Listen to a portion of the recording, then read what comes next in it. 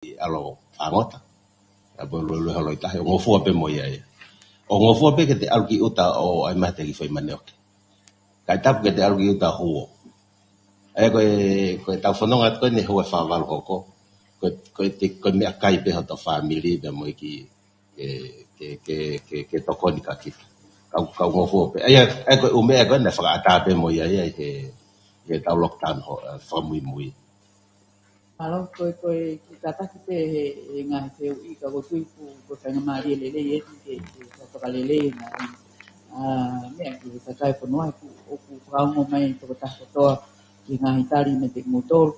Ko ki te hui pēnia nai whakahoko mai i tunga ko kia bai he taimini. O si whakangata whoki e bai e anga no whakatau ka mahino pēia o ku tō nou ai tawhaki ko ia koe kore ni a pe koe whakotu whakakaukau. Ngahi tokoni kone he misini liliu vai ke ngai community. Pe koe anga pe ni e whakahoko atu ka pau ko mau maari e ngahi community.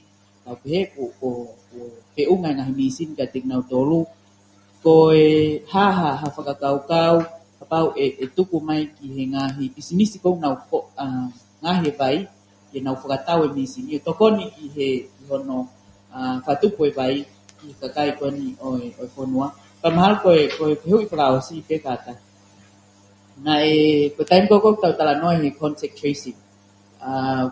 Ko tango ta koe ni ko os mafasia teau he sio atu ki he whanongo ki he whainga ki mawhatuktuki ai whunga au e koe ia. Ako tui tau ilo i pe me ngai whanua lahi ai palparema i he contact tracing. He whape koe ai makola ai mahaki. Na tau tanoa i tau kōsi ki he epi koe ni o ku tokoni i hono whai contact tracing ka kokol whamole pe ka pane o spahan tanoa i ona ane fiafika na ke maulava mai ki ai. Koe hai tu unga i kalemia na ke tari poki i tau kōsi o pehe ko o si whai ngā ui ki ai. Koe hai tu unga o ki ai epi koe ia. Koe ngā koe anga pesi o atu. I tokoni lahi ki fu ngā ue lahi koe ia mu whai koe mui i ani i koe ni kuyai ai maha. Eu ki kamata te pe e u essential services koe lo tonga e lockdown e. Ai koe ngau koe ni mo ki hono tufa koe ngahi mea kou mahu inga ke tufa. Tau te fito ke community kou koe sialahi. Kau e vai e ke hoko te. Mea na ulawe koe nenai koe hou e uawha whawalu hoko mai. Kono mo ni ko whaumau ke osi hono pese ni mo e ahon pongpong iu mahimo. O hi kai hoko te ngāwe, aia e hoko te ia. Ai koe, kono toka ngai koe kai ngā kanok polu, mo e kau mango koe longo, matah mo kai ngā tata, kau pātangata, mo kai ngā sopu, e hoko te ngāwe koe. He kai ke tuu ia lotonga koe nei. Ko hapai, o si o kai misi neu ai i pangai, o si foke ko vanane nai. Aia e hoko te pe mo pelan ki hapai, neongo na o kai ke lawa e wakao aluki ai. O si whai si o ia pe mo e pungai mo ui mo sotia mo e polisi ke whakamawahe haki wheitu he wafu koi e ua pe mo hapai ke whetuku ke koloa e te maunga pe madoi waka e sotia. U koloa ko u whema whawawawe he tau whanonga koe ni e loko koe ni mo e whakataputapui e ave pia ki ai. Tau hi pe e hoa fitua kai reo e he sotia pe mo e polisi pe mo e tonga e potungai mo ui. Aia koe ngahi tokoni koe ke ngahi whema uiwili e hoko te lotonga. Koe mea koe ke whakatau o e misini mau sai ke tuku pehe ni mo ke mama pe vai na nau whatau na to ai o mama whai vai. Ka koe ka ha community o ku nau whai ngata ia. Ka lotonga whai pehe taimi. Whai pe whai tanke si mai ai o whaataga ngai ni mo o ate vai o tuku ai o tuki loto ke sima ya te nau mau vai mea. E ke hoko pe tokoni. Ka tuku ke e ki he paremia nene. Malo e. Whakagon ba mo e it's fine ngau ke ngai buko ko tano e tau kosi. Ka ko me pango pe te ki ka te ngau. Ai o kutu e tai ni mi u ngau ya ki pe te pese health e tai ni. So nga pe ke mahi noi ko hai ko suhu mo ai ne contact detail mo me pe pa ko ngau e pe ai pun ngā mo ui kau gai pa mo marine ko ngā pe ko kau ngā ui wafu fok na expose tau pe na contact mo ki nawa ko na rot ma ko post TV na fai ai manually checking pa ko ma hui nga han ko na mi ga mi sta mo ui kono whakalawat ngā wheitu na iai e tō tahna i puke o ko pau na ke iai he taimi ko ia o iai whai ka maari e teke puke ka fu maa urewa pau kaha sentence po ka whai longa pa ke no fu maa ka ke whetu taki mai i heo mo fika ko i ua nai o hatu ane nai mala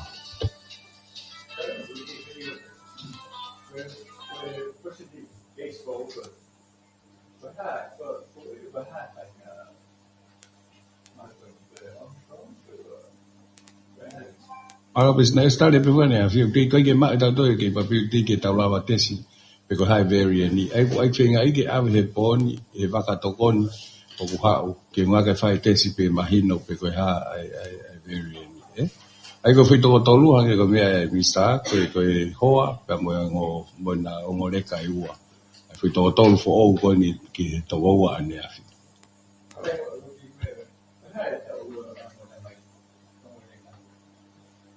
pa mo ta to lu ko ngore ka ta fa mo ta to ai ko inga na o ai ko ke kinta ka te ni ko ni ko nga ko ai ke na hu kinta ka te ko ela ke na hu a ko kinti a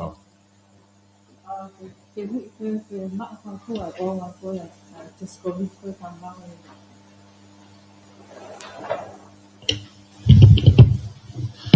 ai ko si ko fai ko na ke si fa 2 hours ai ko me ko no ma pe ka fia ko kelas ko ku negativi pa ke to me ko kelas ko positivi to ki vilo fa pa pa i pe ke pau ai ko na to ko positivi to ki fa pa pa i ke pa pe mo no ka ku ko si ko na ne hu malo e ma pe ka ke fia fin o tau whara ke o vilo pe ke o ngā ke lis o ngā whai ka maari ke tā ko tō pe pa tō whai vilo o wai maro oko mai vai feu i oko ko ki feu peni e ki pa mia ko mo minister ko mo ui ko ki feu peni na hau me ewa ye pe he ko to taha ko ngā waka ko ni wafu ne wha ki alo cheki wafu i ewa ko cheki pe ko kawa ewa he u area ko ni ko ke ave ko o ki high risk pe kai ko ua ko ke ko u fangi area ke ko ai place of interest anga ko panke MPFA pe feka pau ke ilo ko ia hataha ne mo feo hi pe ne mo fetalaki ke au ke panke ka ne fetalaki mo to taha ko ni ne ke ilo ne to ke ha me panke po ngau he panke MPFA po ke kau pe mo ko he alu ko o cheki ko ni po ngata ki pe ka kai ko i loto ko he taimi ko ni e panke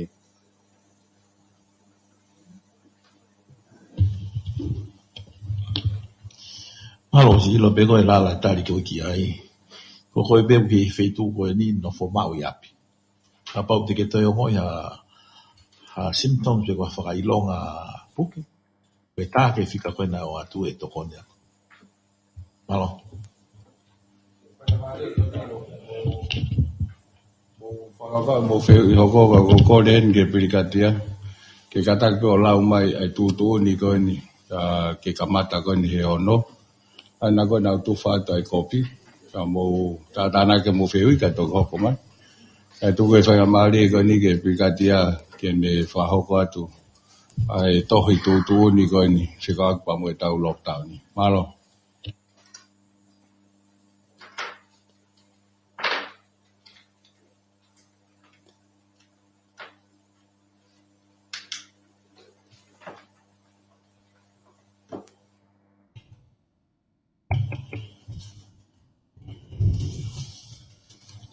Malo, kore ke uwhanga te whatapu na o si whahoka atu me mua ka e whahoka atu ai. Ngahi tutun whangatangat, whawhanua, ke he tāpuni whakataputapui, ko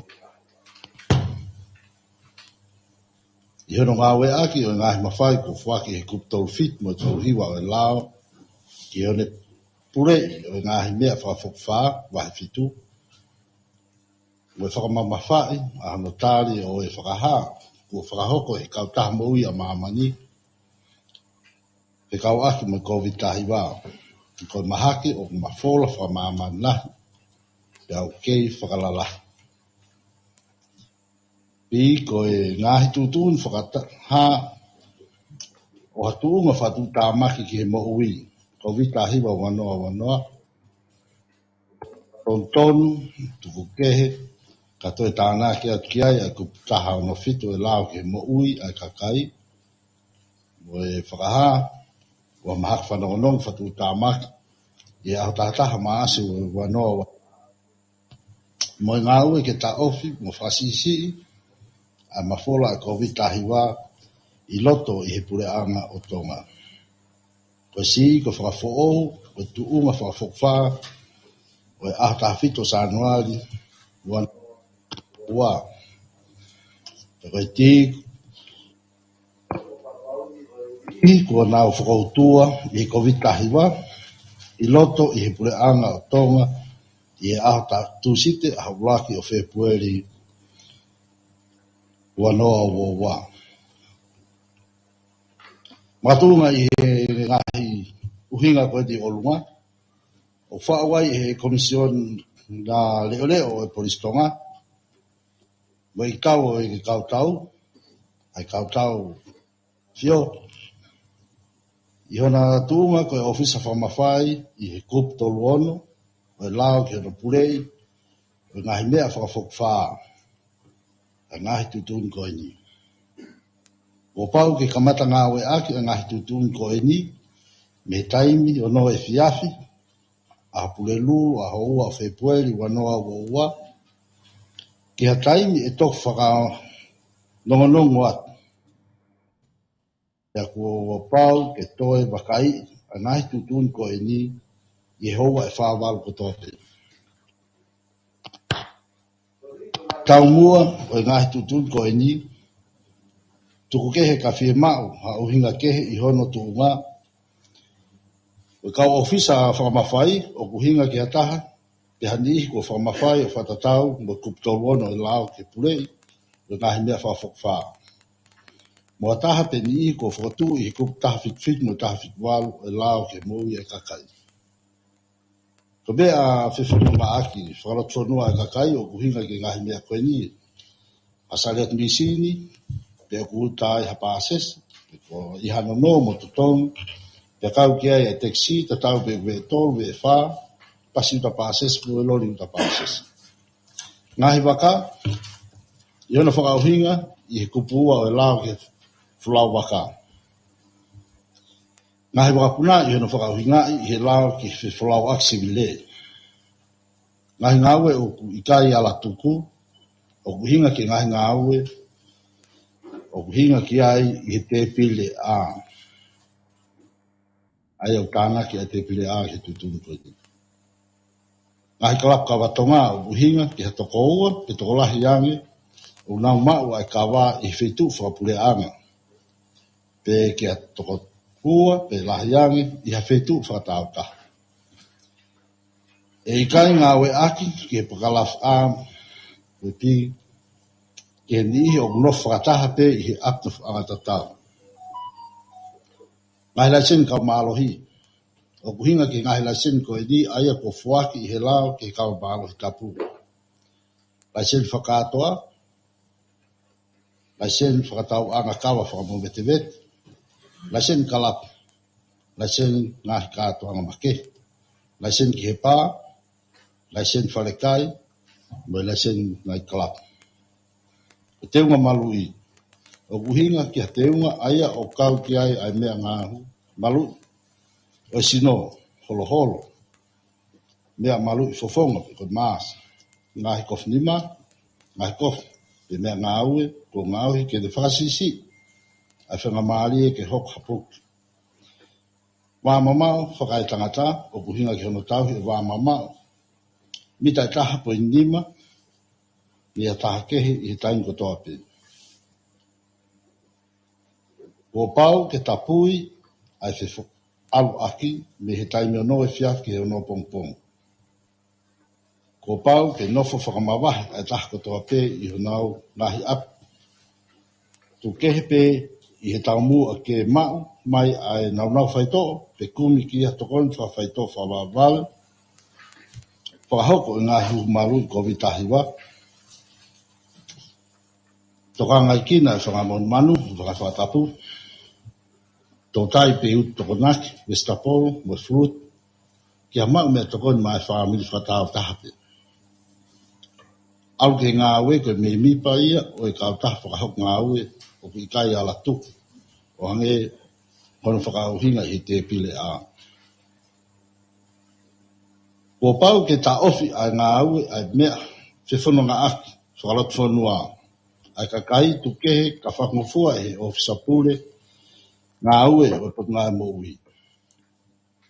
Ko pau ke ta apuni ai whakatau aki ai kotoa a ngahi whaitu lai sen ka mālohi. Ko pau ke tāpuni ai kotoa a ngahi businessi. Ngahi ngā ue whaka business kotoa ko lai sen. Tu kehe ka whakangofua I he sea o e komit whawhonua ke pulei o mea whawhokwha. Ko pau ke tāpuni ai kotoa a ngahi whare o ngā ue aki e kakai, ngahi kātoanga, ngahi whatahaanga, o hange koe ngahi ako anga, ngahi whaianga lotu, ngahi kalap kawatonga, ngahi kalap sport, pinkou, ngahi whare whamasino, ngahi kātoanga, mi ngahi ngāue whaka sport, ngahi whakawhiawhia, ngahi whaiaha, ngahi mali, mo ngahi whakawhiawhia kehi, te ngahi whatahaanga whilawe I moia. Ko pau ke whakangata-ngata, ai whakataanga apsia putu ki he tokolahi ko toko hokofuru I loto whare, no toko wanoa I tua. Pea ko pau ke iai ha ofisa whakamawhai lulotonga e apsia. Ko pau ke mau he polistonga mo kaukau ai nea whio, mo hakau ofisa whakamawhai ai mawhai ke whakahoka ngahi tutun koe ni. Koe uhi koe taumua ke malui ai malu ai kakai, mono tauhi ai malu ai moui ai kakai. Ko pau ke talangofua mo whakahoko, e tokotah kotoa ai wā mamau, o whaka e tangata, e taim kotoa pē. Pe ko pau ke ngāwe aki, ai naunau malui, e taim kotoa pē. Ko pau ke talangofua ai tah kotoa ke he tokai kino whafo I tui, ai maa o e nima, pe ko pau ke mui ke he kotoa ngāi whare ke he mo ui ai kakai, aia ko tuku atu he po ngai mo ui o whilawei me COVID-19. Ko pau ki ngawe aki, ai kotoa ngahi kopu, o ngahi tutun ko e ni ki he taha kotoa. E ngofua ke whakaata, ai kotoa ngahi ngawe, o ki kai ala ke tuku. Mo ngahi ngawe whilawei mo ia, aia o hiki he te pile a, me ngawe aki, ai ngahi tutun ko e ni. Ko pau ke ta ofa whakataimi, a hano ngawe aki a ngahi tutun, whakatangata, whakawhonua, ke COVID-19, ai nei tuku atu I atahawhito Sanuari wā whewoa, ki tongatapu. Lolotonga e taim tapun whataptapun. Wahai e nukalofa, I awrako whepueli wā whewoa. Malo.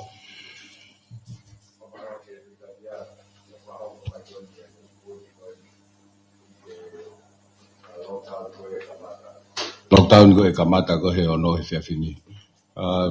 Tau te whakata atu ka ngai whio.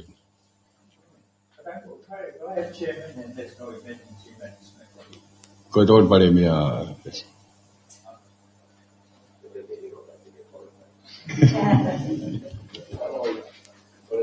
Ia.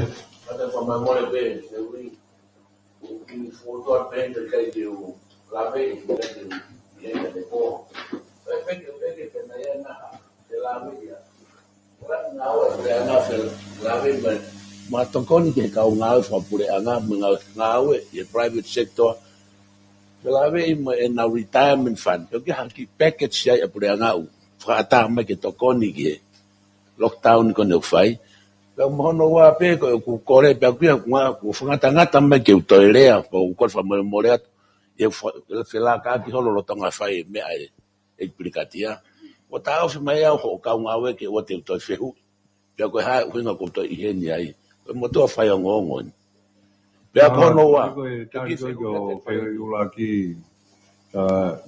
i fácil apa ko nga pe ko fi ka wa ko pe kia ha te palani e puleanga ki hatoe hoko ate community transmission ko ni ola i pe kia hatoe package mawa a stimulus package i COVID-19 tua tolu tokon pandemia ko essential service ka ngai fa puleanga pe ku treat tatau pe va henga ka frontliners me ka kai ko no fo kia pe ki fratonga yang emua o ge ka kai i frontliners essential service o na ngawe ya na wa tatau pe na to me ka kai ko no fo i api ke ki fratonga yang e fu mau inga ke fratonga yang ke ka sotia ka ngawe o na fela lave i me ngau ka ka ya ikwa henga ya po ka ki package to ko ni manauto malo soane no fratonga i mai frontliners o ge be na me o ge be ki me au na o na u ilo pe na to o ta we ne u ma fe ma ke ta ka me ko ka na he isi u na o se fa nga u pa Kira mo retirement ni soane na to ki posti ben ania te ya whakakau ke ka te ki ai ha tutu ne retirement ni ke ma ha ana ki seniti ai kau ngā we me he nau seniti ko he retirement fund pon. Ko te hui be, nei tua me be. Trawe e motoane e ke ko si na e puna e helikopeta ate laite ai manua o ave ka ngā we ki tofua. Kau tau a ene a fio me kau ngā we a e tiri cheo e nau fou i ngā konteki i he wakapuna pe na ngā fefe tena meni e lockdown na to te na ma quarantine pe te na ose pe a hau ata hai na ke motu pe na to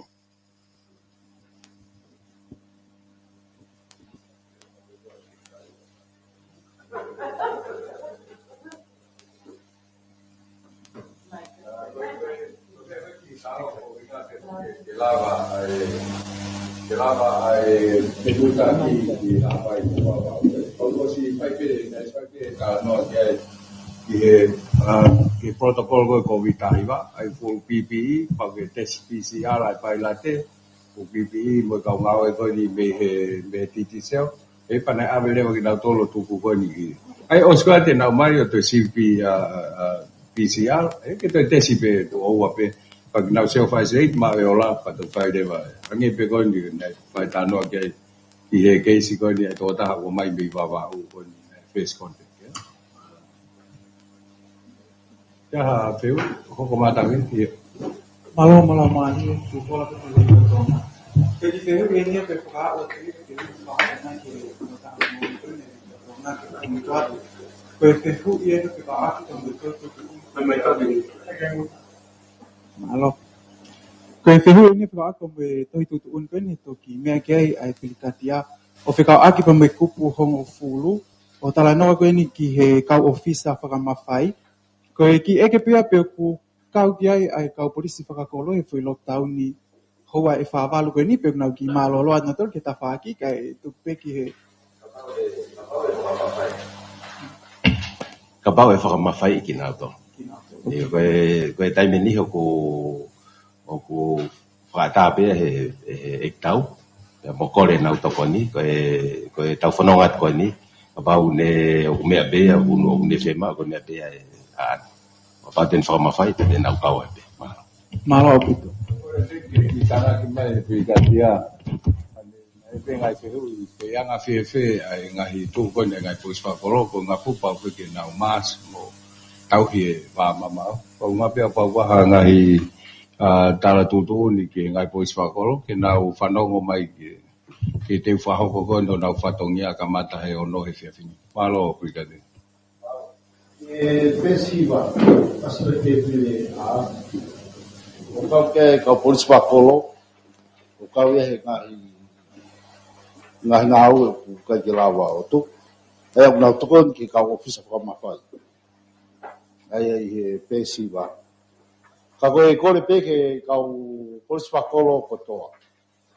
Ta tau pēni me lockdown koe ki mua, tapu e kawa i e whitu koe polisi whakolo. Le as whakatokanga he tau lockdown ki mua, koe ni e puke pēo au whakahu ke whakahu. O ko tau whenga ke tokon ke punga mo ui, ke tata ofi na o ku ai malu mo ngahi mo ui, mo ta ofi ai mafola koe ni ai COVID kahiwa ka pau i ai. Ka koe whatokosi, ke mo whetong tongi i e hoa e wawha koe te le lockdown. Ka ua fu o mai o whae taha ke kawatonga, pau takai mau pē po ngai polisi mo kau tau ana fio o wakai ai ngahi polisi whakolo, ia kore ai ke tafu mo e kawatonga, i ngahi whetu anga koe. Palo.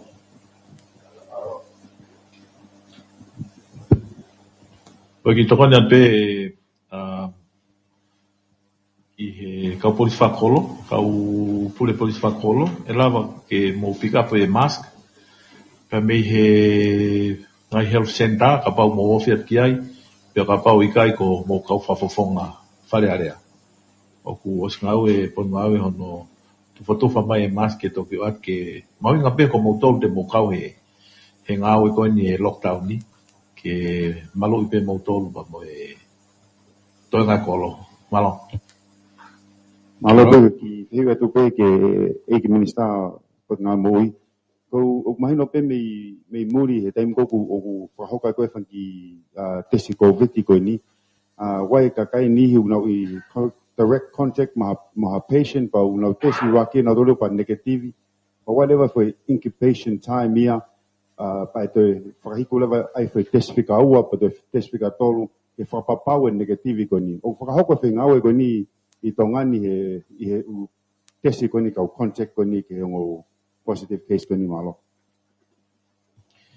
Ia, malo ku ia pe protokolo ngau ia e ponu ngau e. Ko kau contact ko ni ko negativi. Ka koe direct contact ko ni. Aia e toi whai peho nau ngahi sivi a mui ange. Aia o kei advice pe nau tolu ke nau kei home isolation. No fo mao ai pa ko si whai pe whetu take poto ngau e iai pe taimi e ala pe kau ngau e to mai e nau sivi. Ke whapapau pe o nau negativi ko hinga pe ko e me koe nau ke whakahoa me incubation period. Varies, eh? Malo.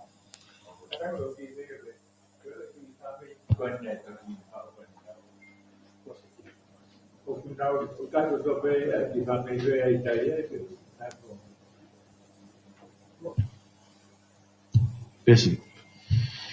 Hinga ke o te ke tō mui mai. Kai koe toko ua koe kuitari ai. Koe toko tolu fo ou. Ko ngawe potu ngawe e kia e ave nau tolu he fia fini ki he whale mahaki koe ni i mua health center. Ke tau ki nau tolu mo toka ngai ai tainim. Pea e malawa pe ke diliu e whaitu tu uni. He osi koe no trace at koe ni. Tunga koe e au ki ai i ngahi aho ka hoko mai. Malo.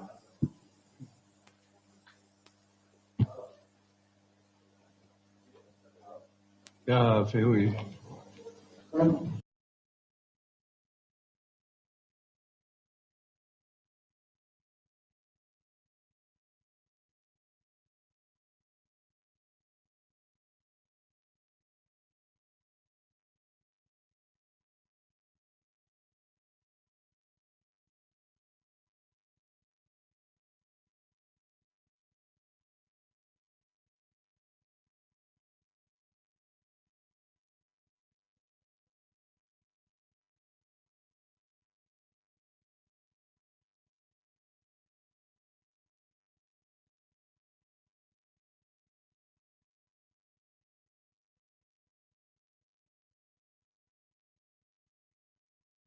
Ia e konte ko ini. Ko ke pesiti e potunga o tai nimi, ko e mea sivi ko o ku in stock ko he tai nimi, mea sivi o tamano wafe. Ai e o whainga maari e pe he tai nimi, ko fai mau whetala no akpa mo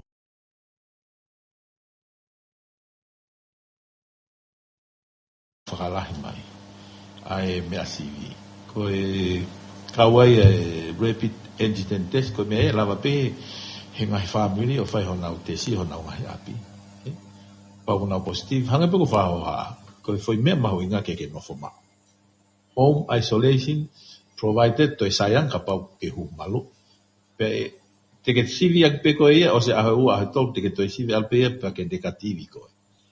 Pa ko ke pesiti aku mau he potunga he tai nime ko e mahalo ko e konga ki mo ia weekend pe wi ka hau to e falahi mai ngahi me atesi e he ngahi fonua to kon mai ko en ki ko tu ko tai nime hango e fe me ako anai e ko le mea ai ko ne fai si ai test ko ni contact tracing o time ko e o se ho fa valu review review Kako ke pesiti e potu ngā oe he tu he tainimi o ku whai ngā maari e pe ke whai ngā si. O e tu he tainimi o kokorea pe kakai whanua o te ke whakaukau koe ke pehe ke te si pa ke kātaki. E mahu inga he tainimi a ke nau tolu na e ai nau kaunga. Ke tau focus ai, ka tau lava o whakasi isi e fo isi a kāre koe ke tau hanga o hai hai koe ke ua toi mawhola. Toki osi a tu lele. Pia ka pau ko hongoi mahalo pe kai ke fu mana tu i pe na ke e fetu pe kai ka ke fetu take mai kai ke no fo ma o pe ho mo api e ngau e pe po tu ngau e ke fai nga CV ko ia mo mo ngapi safe yang ia ka koe safe ke ka ngau e pe a ko tu ko tai ni mi mal ko tale pe ho fe uri e katali Itana ke pe ai Aia ko hange ko whanano ki mua tu o se hoa whaawalu mausi o lewa ke UTC pe o ku mafola pe o ku ngari containi pe ka pa to whai lewa whai tutuni pe to e whakangaloku loku ai whakatapu konu whai pe kono to e whinga ke to e malohi he matu ka wen mo o tu motu ai a pau lewa tau pe o ka kia konte kia na ngari alu ki hapai pa tau whakata tau to hapai ai whai ngau ko e pot mai mo ui ke sio ke kau tam kon na kontek mo na tong positivi ke na ya fa nga mali ke na al ki hapai e wa baba o pa le na fi mali na kai ke ha fa nga mali ke alwa hata ki hapai pe ko pa fa ta le vai mo tu ko ai ko ui ngai ko mo ai fa ho fa va lo nga fa nga mali ke pot ngai mo ui na fa na te si fa na contact tracing mai ola ko ya review e foi a ho wa ko to ape pa depend me ya ko ha ai fa tu ni ki he whakatangata ko no whai whakangalokloku pe ko te whakalahe malo ik pale mia ko ki fe whakaspendia ki he Mr. Moui to kuan ne pene ia to tahana to o toto i kau kru e waka kon ko takpot o kai ko waka pailati na to toto i ko si pe ke ma anola o ko le honoa o ko le pe ki ek minister pa nga ka pa ko ia hatou na o tafe maha ngai to ko ni ngai o ho nga o me buri o ke klub langa whakalaka i tonga tap tolu o klub tui mask e whakaivia mua o ki mask o no mau o to mo tak tola taha pe pe tui tu ho fulu pe au ka ke falala o ko le pe ke ko klub ko ni whakato wa to e holo ko ia o na tui mua ko i ka kai tanga to ka fe fe tui ke to ko ni mua mo whakaivia ange malo pito O mamala o soane o ke ngau e potu ngai mo ui ke ilo ngai koe foi mea koe nai a te au o kai kia ku mau ka ki he ka koe tala noa nai to hui ko kai ke uhinga le nei ka te au ki kai ke o mai ai o la ke whakahat koen ku positive ene ni mo whakahat ui e press conference ka kai ke ha ku mau ke foi ke skoen au ke tala noa ki ai e ki tana ki wabike ko te sifo ke so ane ko swapu ai ki mea ai ho to i hu whakatapu a vele wa si ko ke whasivi toto i au na hoa sivi suka e daia mahalo na hoa sivi suka e daia pe hoa sivi lolo mai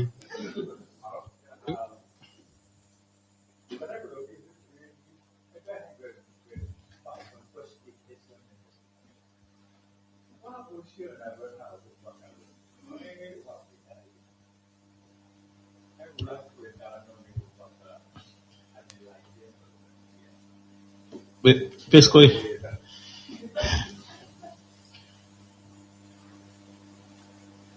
tu ka to muy pesi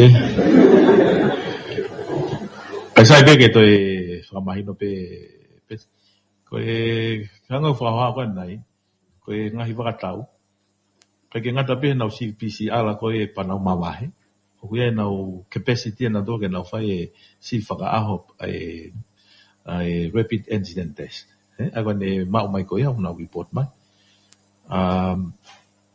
ko ngahi time ko nei whaka mai ko ate laite o ku ia na ngahi positive cases pe na whakapapau le ka ke te whaha contact ko algo kakpot pe ko pailate na ke te hifa pailate ke waka na momo mai pe waka o tataki mai he taulanga pena kai pe ke to fai fo pe na tolu na no no mai ka do me ko ya na fai ka do pe na to re ke ha ka ngau ya ta to ko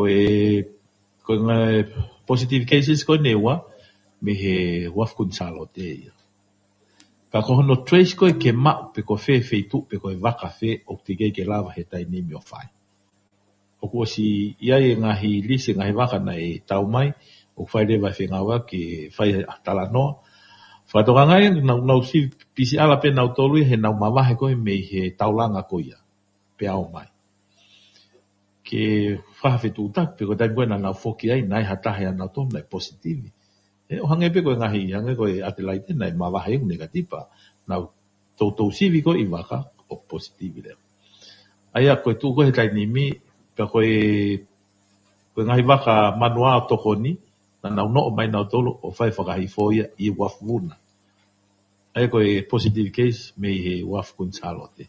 Ka kono whengai koe ke whapapau ke ilo, koe aho ulua ki penu te ke mawa o ke ai pesi ke whapapau, pe te ai huanga koe ia o COVID. Halo. Ko ki wheuia e tawhakun ki he tau interneti. Koe hae tu unga ku whamumui pia i nau e gong whahau ki interneti. Koe mea whekai wakai koe ngā koe tu koe paparema koe interneti e ngari fua he retio maha. Koe retio mahalo pia mo TV te na fua ka nunga tāmaki. Tu koe ne lockdown. Ka koe kore at pe e kore vi. Ki whamalohia mai e u retio.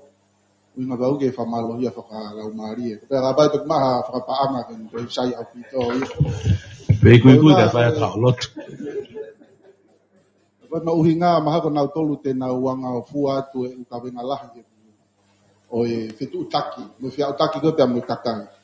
E koe lunga ko palparema koe koe e whetu utaki. Ko mau tolu koe me uwaa newspaper mo mea te mauafe katoa retio. Ka koe whaasipe ki ni start mo ui. Whatatau pia mo e whamatala ko pumau koe pia mi he ongo COVID na e mau. Anga e nau whialu aki pia mo wholoa e nau whiohi pia mo takai. O kuiaha ki kuihaha ki wawalo pia mo kau te i ki tu unga e iai koe ani mafola kone mai. Ngari e lahi ane. Sai piko e wawalo taha ko haru ki tapau e kai o whatatau ko mo e whamatala ko tiko koe ai ongo tangata koe nai mahu e nai whetu tato o mo kakai e koe haa ki whafofua ki tiko pe te tautari peke sivi pau e Mahal ko tu veo ko start pe veo he whamatala. Whakatala noa koe mo naua. Na pehe, koe kia whai ka mea na pehe na hanga mau he tutu ni. He ena whakamatala ia. Ko tu koe kua taimenia ke tau toi nofo wawala. He tau whengau e whakata, tau lot ke eiki ke toko ni ki tau tolu, o tau vai. E kisi tau kake uhinga uia kataki ki. Uhinga uia ke na wheo i holo koe me takai ke lava ko whaka mafola koe ai mahakika kakai ke he ang ia kisi. Hale, koe anga koe ai tala noa koe mona. Tore kai ke tau whakatauange pe, koe e ngatahe. Ka kui kai ke mau, i kai te mau hovare ka pau toi aha keisi e mea koe ni. Ka koe tau whakatauange pe, koen. Pero tu i ngahi i ahoni mo apongpong e toi mau mai ngahi ola te tau to tala no ki ai. Kaku tau stay positive i pe mo. Tau lot pe ke iki toni mai tau tolu he time fai ngata koen. Fastanunu mai ngai fai ngata he ki time no. Aku nei maka pe. Ika kon mo interneti hange pego na brief pe ki mua. Ai aku wa ma ko stuk mai mi ha mo ha tani pe ha pick up u parts mo me pe. Ko ko ngape na at ko di ko sibu na ki pa po ni ki. A ho valo ni folau mai ki ha mo. O ia a hoi wai ko ni hanga o to mai ne una ko fe mau pa ke fa mai le ki tongan. O toksi o le vai pe ko ha tu nga ko na ma ko le ki nga hi va tau pe lava va tau o alo sio ange pe lava ai hanga ta ko nga ki tokon ki va ka ki polo i hania mai ke na ilo ko ha mau ka me pa ngo pe ko na ko ki ne u ko nga ai fu lo loto ke ma u ia me nga u nga hi va ka ko ni mana wa nga hi va ka ke hi na la fa ia ka ko pa ku fa le ta no he ta ni mi mo asteria ke tokoni ke to whakalahi mai internet. Ulo tonga lere ni taini, pang mo whamu na lava tokoni eni. He ko ilo lere ipu taim tau whoke ko tau ngahi apio no ma wai. Kamata he mahalo ulahi lahi Zoom mo mea o lere ai tala noa mo tonga i mahen. Kau tui ko e te au toi whoke le vai no po pere mo po tala noa whananga pa mo e le tio hange ko mea na ki tokan ki ai. Kau tui uai iai pe whanga maari ki whaasio pe anga whewhe. Ano tu whakaivia ngā he tio ko ngā koe whatongia i he taimpeni. Malo. Whamalo atu e paremia pe whakatonga no hake ai poini mahu inga ko ia. Pea te muimui atu pe ai katak pe hanu atu ka kutui ku mahu inga pe ki tau whakamahu inga i ngā he tio ko to he taimi. Ai mau anga ngongo. Nai tō whakau mea i he kakai whanua i he tōna kuosi. Ko toi tau wheturi holo mo e kau ngau e kwani aho ofisi ke o maha ki kopi. Ke tuku atu he mau ki re tio pe ki hange ko ongo i tue noa mau ki re tio mo ki re tio alala. Walala. Ka ko tui tau appreciate le tio he taimini i he mate kwani a interneti. Pa ko toi kore pe nia ignista mo ui pe foke te mautolo no kotoa mau tolo ke tau whengawe aki ko mautolo pe nia kutoe ke kakato mai no tufa mai o ngongo ke whakakakato kotoa ke mautolo. We want to give the people the truth.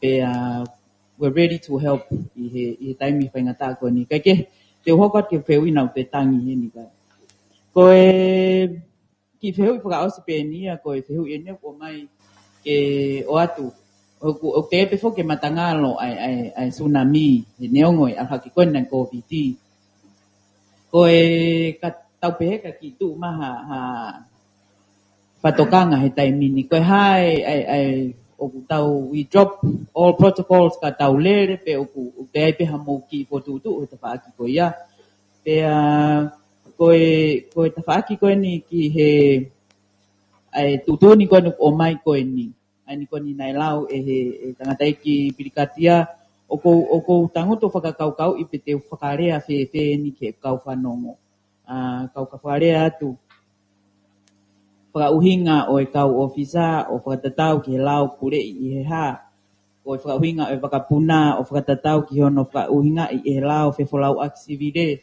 o kuhinga re ka te au ka ko pengan ko ke whakaongo ke kakai ko na whanongo mai pe te lava mua ke simplify mai e pe tuk mai pe ke mauhanga i mautolo whai whakatongia ko ia ki hono tukuatu ke kakai whanua pausi pe e lava ke tau ngawe aki foi tutu ni ko red traffic light ke hoko ia ko ha me ke tau tala ke time pe ko red mahino ke kakai ko en pe malo ko ia pe pare mia mal malo ma ko formatala no pe ko ke vakapunda mo fe folau aki kono tanga pe na ke kakai ka ke te ngofu almi tonga tabuni ki baba ka ke te ngofu almi baba ki hapai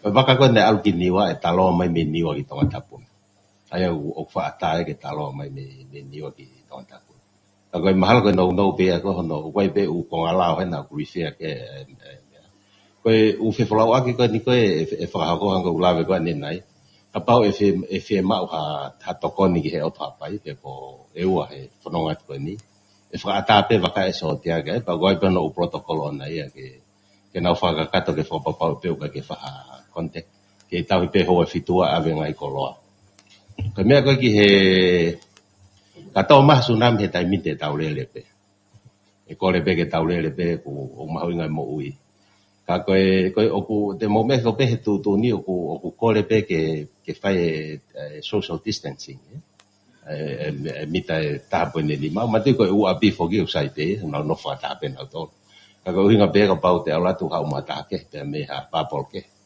te me ha api ke ta fio pe mo tu ni pe ko na ko ki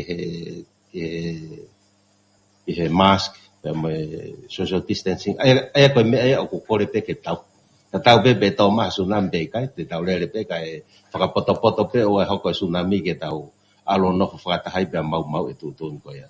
Ai e mahalo ko ki tali no pe ke whiu na ke o mai.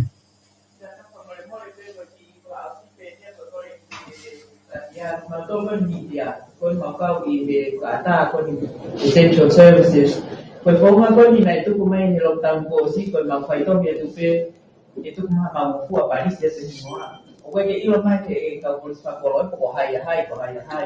Me pere ka pau e lapa tuku maha mau ki media permits pai mo fua pe tai pe di ke anga ko pe ngau e tuku bana pe kore mo ko tuku malo.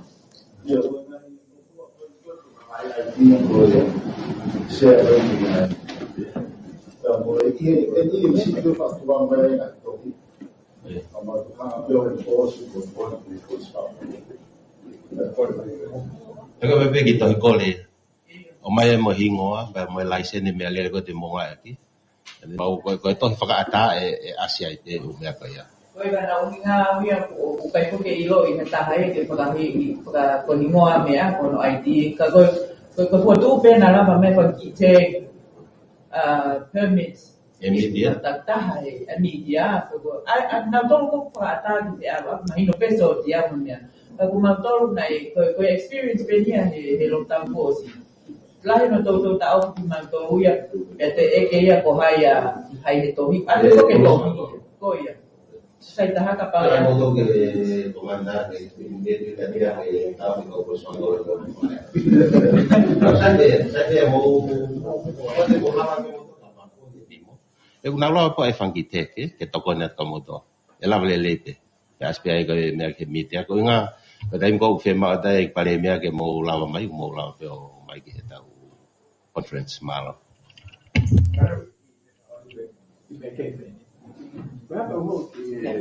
Okay no o ku mo he bebe i mo le pe mo ke no dai o fa ta mai mi sa pa nga o te tau fa ta no ke na a to ya mai pa more kau wakai a heni ki a ke tia pe kau aki pe mo e manua ko ni atelaite ko inga e ku fa ma pe foki e ma nga i fa matala ku information de Australia ABC ko anga pe dia e wakai atu i te pa aki ko ia na e pe na mate ka to e uhila ia e waka ka alwe da ka wakaya o more e te pa koe wakaya te u me koe tarifaki o wangangi ko hanga ko ai he ku ngaya mai ka mautolu pe koe hae tu unga piai ai waka he taimi ate laite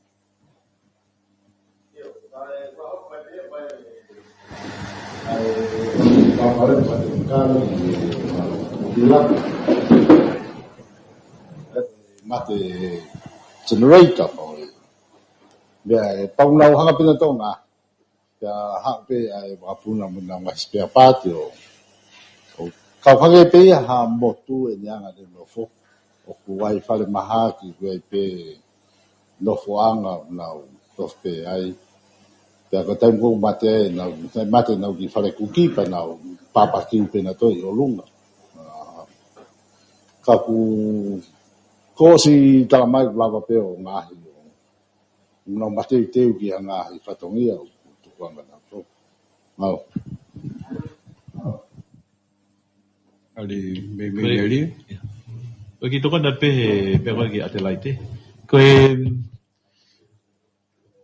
o kua holo e positive cases ko he waka. Ai mai no na hanga pe o contain le o press conference ki mo na o te ta capacity ke toka ngai ki na tol ta ku holo. Na e tolu no afo ke na o mai ko ku wafa. E o sia ka o negative ai.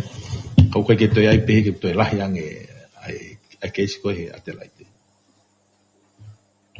Alo, ko fa mani ko ni ko ai ki ko ke CEO e heo. Ko iro ku whaalahi ai alole tānoa o viviri mai ki ange hingoa o ki nau tolu koe o ku puke koe ni pe positive COVID tahi wa. Kau gai foke ai whaitutuni o koe ki mau whakahoko atu a hingoa ko ia, uhinga peke, ngai uhinga ke kai tukua ki CEO e heo ke kataki. Ke kataki o whakahoko atu a ngai uhinga ke ko ngā peke ke tukua e tālanga e mea ko ia, maro na mahuinga whiunga e oskoni e whamatala e CEO. Malo. Malo pita hukanga pe ngai whatapu. Koe uhinga lahi pe, wepe whangi uhinga lahi koe ke mau mawhanai ke tukuata hingoa o hata. Kei ngata pe he COVID, ka whahinga whakautua pe, kawa HIV, pe ka whahinga whakautua ke pe, o mau tui pe o koe ke whakaethika. Ke whai ngāwi koe ula ki pe, o koe ke whiema o ke tau focus i he victim. Koe victim ka tau focus i he ulunganga pe koe tō onga, e whakatupu ai e puke, pe koe pihia i a whahinga mahata. Ange pe koe COVID-19. Ko tui koe mea lahi utonu ke tokangai he kakai, ai whounga ke nau hawai. Koe tui e mas, tau he wahaa, whano, pe ua te nofo hole ngai whitu koe ngā pūpū lou koe ke tawhi ea, kai ke habiri viri. Whakawawa o matapā. Koe ngahi mea e koe uni whakatupu e nofo e wailasi hapu whitu. Uloa ki ia. Koe ua, o mau whaamu ke whalala mai e kakai ka mautonu. Koe taim pe kau tahonga whakahingoa hataha. Hika i te whalala mai hataha e ke pot ngā oi.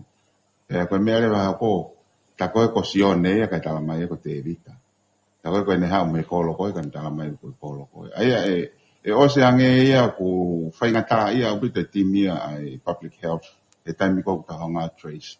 E hoko ai me ko stigmatization. O tui mo mea i pe taimi kau tau stigmatize hataha. Ne anga holoke au pito ai ngeia o hatoa taha. O tau whaamu ke langa ia ke taimi whaingata koe ni. La kono whaasi pe kou tui koe o koe koha who'ui hataha. Tāwhiri ke COVID tahi koe. Tau whanongo he ngahi tālang koe ni mo whainga ke trace ke koe mao mei whi. O tau monu ia tau ngani. Ko pehe o tau monu ia koe whakaipuiku mai ene alo e tau huhumalu i o mea o ene ki. O hai pese te walu nima walu ono target population. Ko fully vaccinated. Toki ao mai e COVID tahi. Lahi ngai whanua ia nea o whatawe pe COVID ia o kei wanoa e pepe setia. Potongan utau monu ia. Peka pau e whai sivi koe ni koe Omicron. O te umos mea i pe koe variant o koe ke fufatu tama. Leo ngane mafola wawe. E ko whai mea utonu ke tau focus e ai ke whengai ke, ang peka mea e pale mea, whengai ke ta ofi contain ke wata mafola. Ai ko tui ka pa te tau lawa ia whai e ngā sivi koe ni. Pea whaiwhainge ko tau ikuna, ko tu whawhiawhia. Ka whaiwhai tu kua te ki mawholang, ko tu koe te tau lawa pe. Koe ka mea ke tau tuatamakia, ko tu wai pe palani kia, ke tau hokwat. Kai ti pe nia he hokwat koe ni si katuk ngā. Malo pita.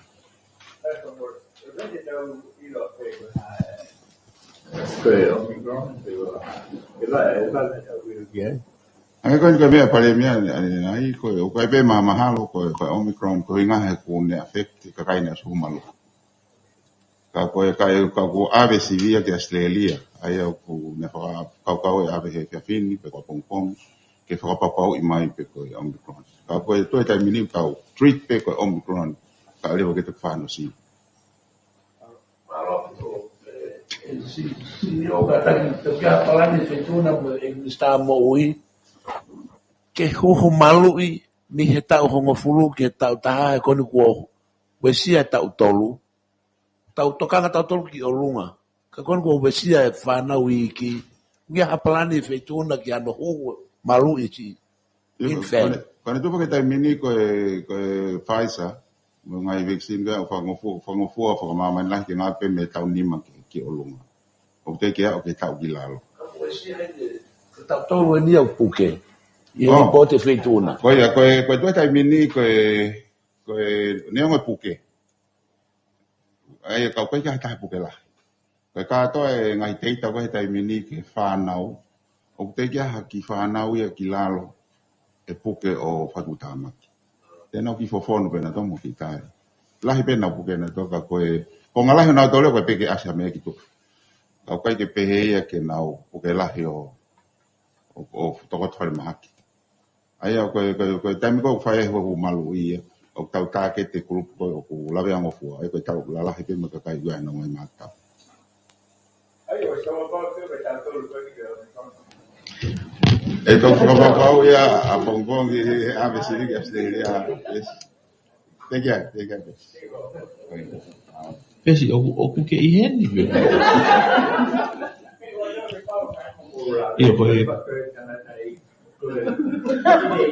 kono whawhai ke he ia e toki mai maula ki ui kahau e awea pongpong ki Australia ki le pipa de nā toki o mai ke mahino ai toko ua koe no ku mea o tana ka peau e ke wheu ia soa ne whika aku moi hu malu I koe ai whanau na tau kamata muna e hau o tau tahau a ke tau tahawhita pea koen ko mahino mai ne mau e Pfizer ke huhu me tau nima ke tau tahata ko nu sila na to kamata he maina ko osi ai tau nima ke tau tahata tatau mo Australia aia na osi ai fotutu pe ko nu sila de na hanga o mai ai vaccine go ia ki he tau nima ke tau tahata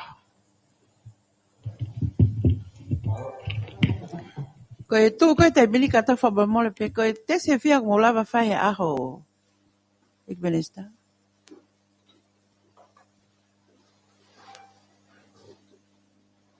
Yo ko te se tai mini o ku ela pe o fa te se wange o tu ko ya ela pe to e la yang ai e ko tai mini e gulava o pool serum ai o mai serum ia e to pe fa ni ma pe ono o test fanda Kapag positive, but separated out or test data.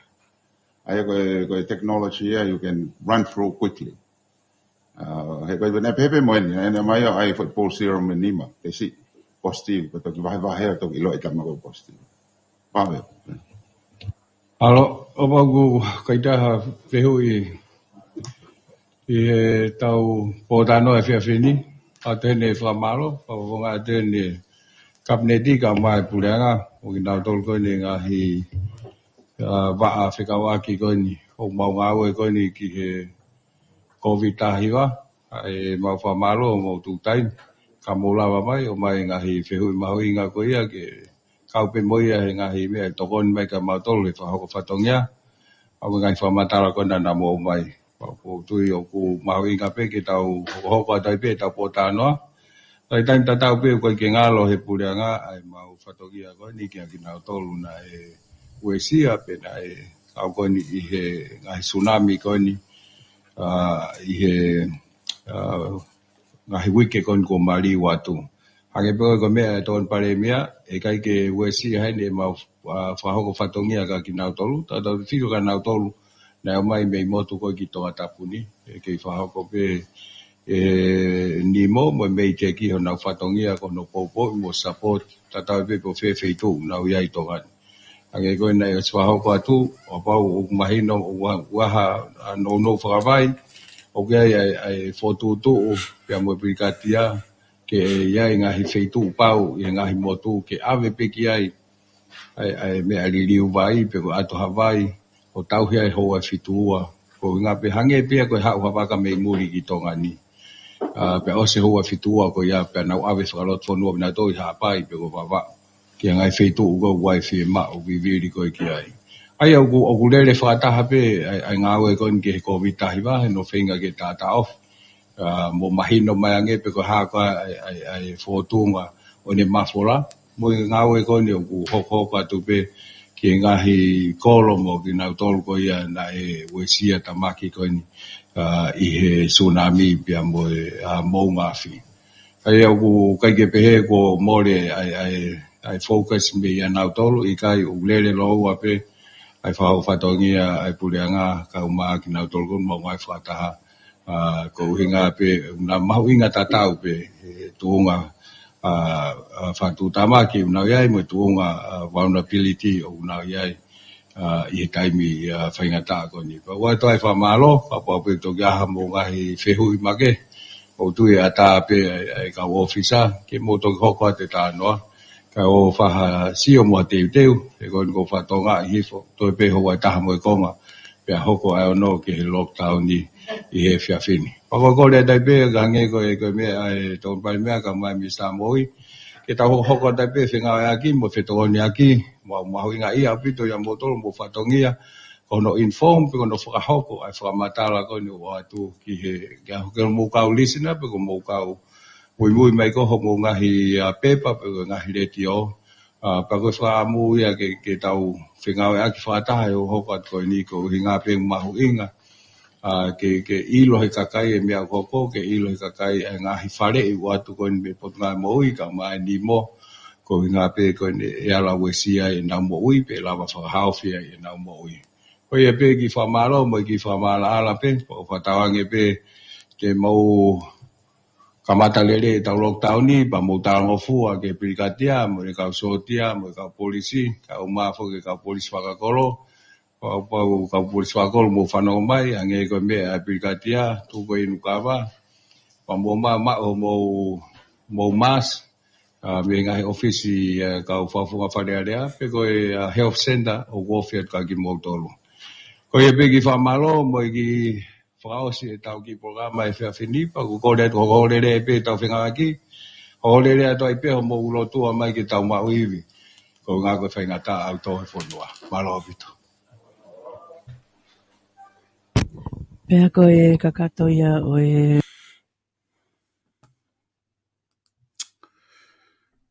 Ko tui kone lava ia e tau whanonga koia ki he update pia me i tonga eki whika o aki pia mo e tuunga koia au ku iai ai case koe ni e nima ku wau ki ai case e nima i he tuunga koia o e COVID-19 ku ai positive case e nima ku wau ki ai i tonga tapu. Pea i hene pehe whamalo ati ki ti mautolu i he whanonga mai e tau tonga koia pe me tonga me update koia pe press conference ai pale mea pe me kau mangahi media i tonga. Whamalo lahi foki ki he letio Broadcom FM o malawa ke whakahoko tuai ai tau nahi update ko ni pe me tonga ek katau toki whelongwaki.